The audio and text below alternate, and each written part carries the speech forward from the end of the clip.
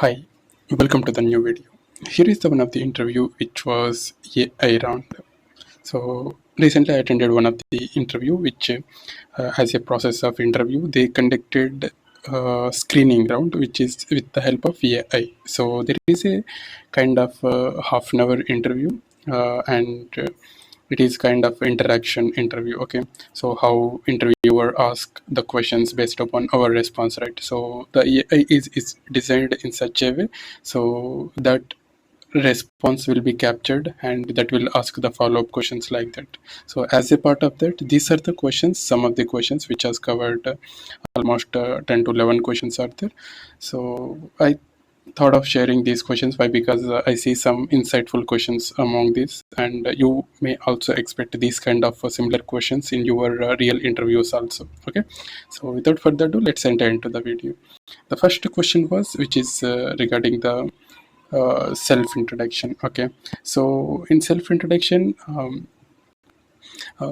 I mean, I will provide some responses also. By that, you can consider that, and also you can prepare accordingly, and you can enhance this. Okay, so if in my case, I will say I have a like I'm a DevSecOps engineer with around 3.5 years of experience in automating the secure cloud infrastructure, CI/CD pipelines, and integrating the security practices in each and every stage of the software development lifecycle. And I have primarily worked in the banking and financial sectors, and I have experience in building end-to-end DevSecOps pipeline using AWS, Terraform, Jenkins, Kubernetes, and Python scripting also.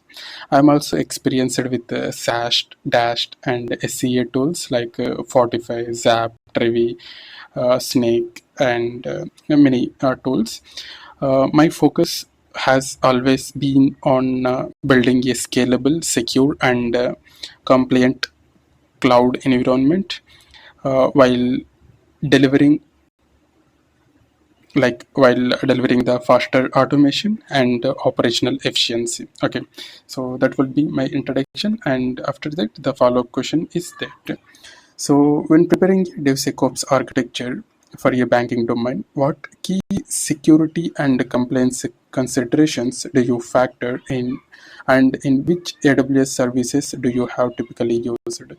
So in the banking domain, security regarding the DevSecOps, I mean, security and compliance are critical due to regulatory frameworks like SEBI, CERTIN, GDPR, and RBI guidelines. So I primarily focus on network security by using AWS VPN, by using the VPC segmentation and private subnets, security groups, NJCLs, and VPC flow logs. And I have also used AWS service data security to encrypt the data at rest and to transit by using AWS key management services and S3 bucket to encrypt, and used the SSL and TSL protocols and certificates. And for identity and access management, I mean, we have used that and implemented the IAM least privilege policies and role-based access controls are back, and enforce the multi-factor authentication MFA also. And for secret management, we have used AWS CloudTrail and Cloud Config. For secret management, we use AWS Secret Manager, and for monitoring and like compliance part, we use AWS CloudTrail and Config Guard Duty, and for vulnerability management, we have integrated different outside tools like into different categories: SAST, DAST, SCA, SBOM, where that will basically scans the source code and live running application and containers, if you see container scanning also with the help of Trevi and Snake. So all these components basically ensure that architecture remains secure and compliant and can be auditable end to end. So that is the response. And move on to the next question. Can you describe a specific instance where the SAST, DAST, or SCA tools identify a critical vulnerability in a banking application, and how did you, and how did your team handle that particular vulnerability, and what was your role in the remediation part? So basically, yes, we have, identified a vulnerability in one of our banking project. The WAPS dependency check flagged a critical CVE in a Spring Boot dependency during our CI/CD pipeline. So the pipeline automatically failed, and we coordinated with the development team to identify the what exactly the vulnerable library version, and we have replaced it with a patched version from Maven controller, and we rerun the scan and build the same pipeline, and we confirmed that the scan, the remediation was done, and we updated our dependency management file. The developer usually update that, and the pipeline policy to block the similar outdated versions. Okay, and also we implemented a Python based script to parse the scan reports and post summary alerts to teams. Basically, this proactive approach reduces the vulnerability, like a turnaround time, by nearly 40 to 50%. And the next question was, can you walk me through a typical scenario where you deployed and managed a centralized application on EKS for a client, and key architectural decisions did you make, and what tools did you use for continuous deployment and monitoring purpose? So basically, this questions is, talking more about how the deployment and monitoring part will be happened. So for one banking client, we migrated several microservices into a AWS EKS, which is Elastic Kubernetes Service for scalability and resilience purpose. So the key architectural decisions we took in that case was, we maintained a multi-node group setup, and which is on demand plus spot instance for cost efficiency purpose, and we used ingress via the AWS application load balancer ingress controller with the SSL termination, and IAM roles for service accounts to ensure the least privileges access to the AWS resources. And we used a config maps and secrets for environment configurations and credentials management part. And the tools we used here was CI/CD, basically the GitLab CI pipeline, and Helm charts for deployment automation purpose. And for monitoring especially, we used Prometheus plus Grafana, and integrated that with the AWS CloudWatch mechanism. And for logging, we used EFK stack, Elasticsearch, Fluid, and Kibana. And basically, this setup reduced the downtime during the deployments and improved the observability across the all microservices. And in your role as a DevSecOps engineer, how you leveraged Python to automate your task or build a solution that enhances CI/CD pipelines or cloud infrastructure management? When you give you can you give a specific example? So basically, I frequently use a Python to eliminate the manual setups. Like manual steps in CI/CD and infrastructure management. For example, let's say I have, I believe Python based script, Python based automation script that interacts with the AWS container registry, Elastic Container Registry API, to trigger the image vulnerability scan, and it will pass the results from the a scanner, basically Trevi or Snake, and it will automatically the script automatically sends the summarized report to a Slack or like whatever the communication channel, like Teams or Slack. And there is a condition where we set up the pipeline should fail if any critical vulnerabilities were detected. And I have also developed a similar like a Python utilities to validate the Terraform variables files before we are going to perform apply. And we need to automate the tagging of AWS resources to maintain a cost governance. And we need to periodically clean up old ECR images and snapshots. So yeah, this is the like automation significantly have used and improved the pipeline reliability and reduced the like manual interventions in day-to-day activities.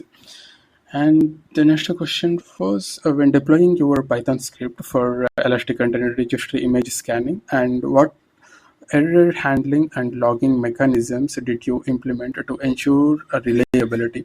And how would the script behave if the API failed or scan results were malformed? Basically, in one of the major project, I have used a Terraform to provision a multi.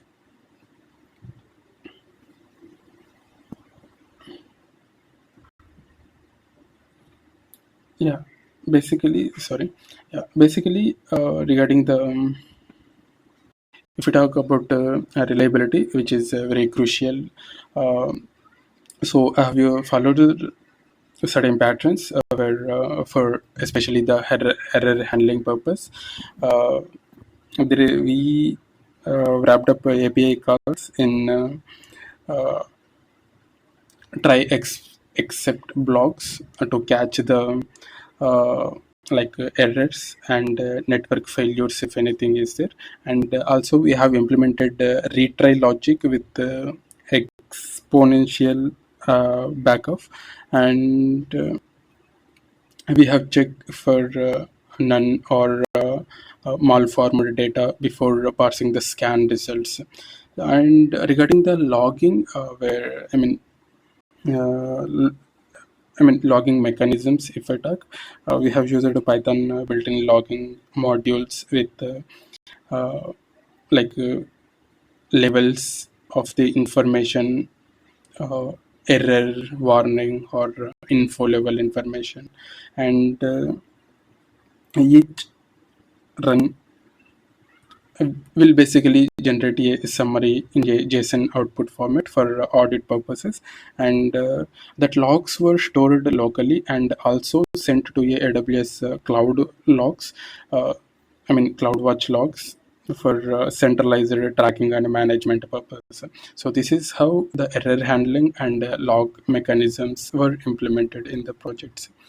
And the next question is, can you describe a significant project where you have used your Terraform to provision and manage the AWS infrastructure, and change challenges did you face the with the state management, and how did you ensure the idempotency and reusability of modules?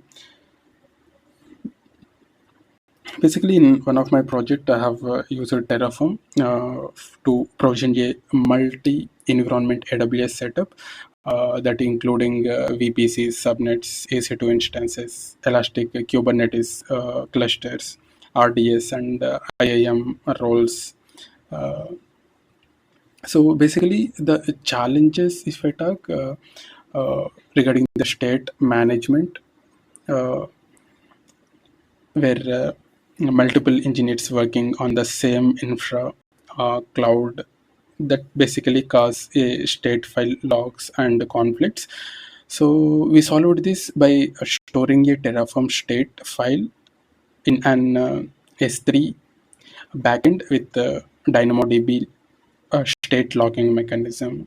And regarding the idempotency, basically, let's say if we used a consistent naming convenience, uh, version logging, version logged provides I mean, whatever the providers we are using, and avoiding hard-coded values. So we basically idempotency can be achieved by following these kind of best practices. And regarding the reusability of modules, we need to make sure to create reusable Terraform modules for networking, compute, and database resources. And we need to pass the variables through the environment variables in a specific TF-vars files. Okay, so this modular version control and approach basically uh, modular version control approach and setting up environments uh,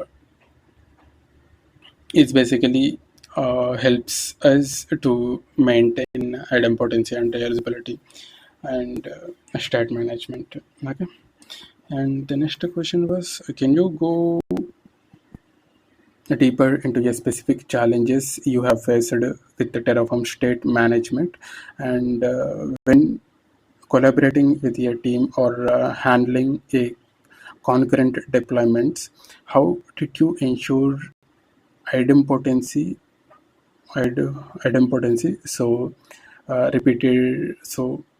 repeated applies produced the same results? Yeah, basically in a multi developer setup, the main challenge was state locking and configuration drift.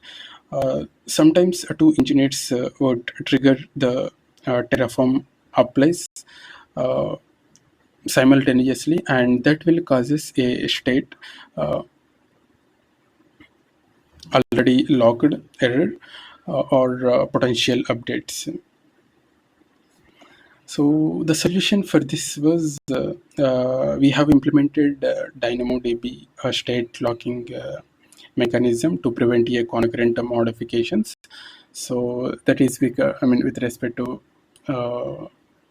concurrent deployments, and we have implemented a Terraform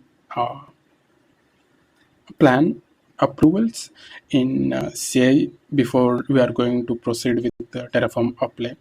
So we basically run a Terraform refresh before each apply to sync the remote state mechanism into the UI, and that cannot make any configuration drifts.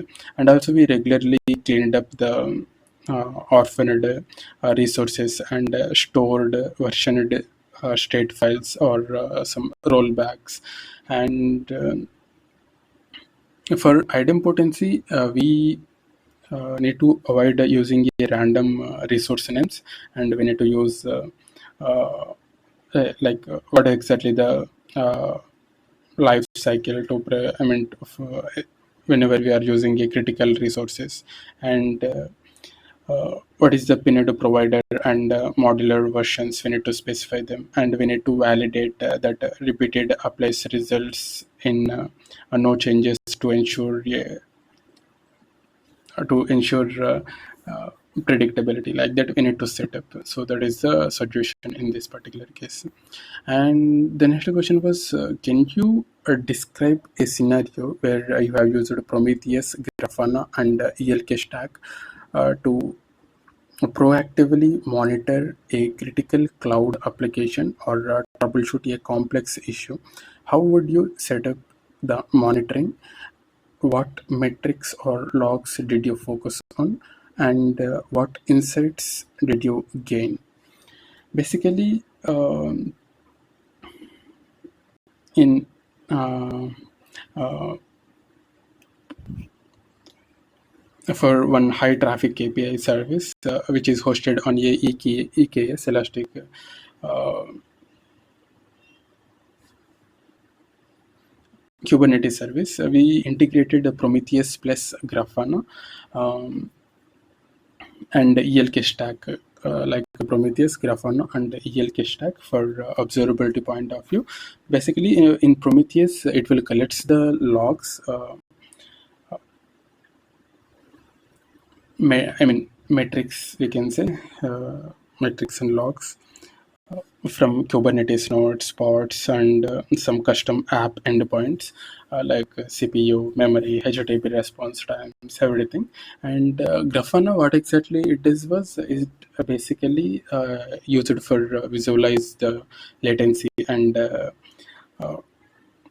request through request throughput dashboard, and we can set up the alerts via Slack channel when CPU which is going a greater than 80%, and uh, let's say if error percentage is greater than 2%, we can trigger a alert. And regarding the ELK stack, basically Fluentd, which is shipped containers logs for to a Elasticsearch. That is the purpose of that. And Kibana is used for dashboards, which which is helped to correlate the API errors with uh, underlying pod failures. And during the like incident insights during one of the outage, the Grafana showed a increasing latency and a pod which is restarting, and logs revealed a DB connection leak. So fixing the connection pool configuration, stabilizing the services. This setup basically reduces our leveraging incident resolution time by more than 40 to 50%. So that is what we have achieved with it. And moving to the last question, how do you approach mentoring or guiding less experienced engineers in complex cloud or DevSecOps any projects? Can you give an example of doing this effectively?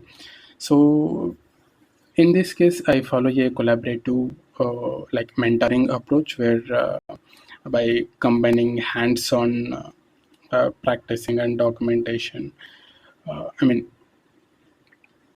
and providing a feedback. This is kind of loop where in one of the project, a junior engineer was onboarded to manage basically the CI/CD and Terraform modules. So I worked with them through the GitLab pipeline, what is the structure and what is Terraform workflow, everything. And I created a step by step guide to for a modular uses and variables standardization SOPs. And I conducted a weekly knowledge sharing sessions and AWS IAM as well as Kubernetes basic sessions. And I have reviewed that resource like performance, and provided a feedback. And within a few weeks, they could independently handle the pipelines and enhancements in infrastructure updates. Improved the, also helps to improve the team efficiency and reduce the review recycle from our end. So that is how we can answer. And yeah, these are the questions I wanted to share with you. And stay tuned for more videos. Thank you.